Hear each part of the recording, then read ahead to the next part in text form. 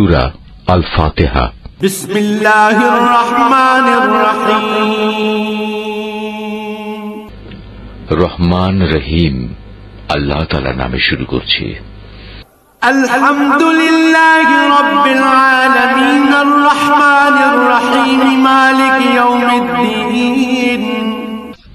সমস্ত প্রশংসা আল্লাহ তাআলার জন্য। তিনি সৃষ্টিকুলের মালিক, তিনি পরম দয়ালু, অতি মেহেরবান, তিনি বিচার দিনের মালিক। ইয়াকা না'বুদু ওয়া ইয়াকা নাস্তাঈন। হে মালিক, আমরা তোমারই বন্দেগী করি এবং তোমারই সাহায্য চাই। ইহদিনাস সিরাতাল মুস্তাকিম সিরাতাল্লাযীনা আন'আমতা আলাইহিম গায়রিল মাগদুবি আলাইহিম ওয়ালাদ-দাল্লিন।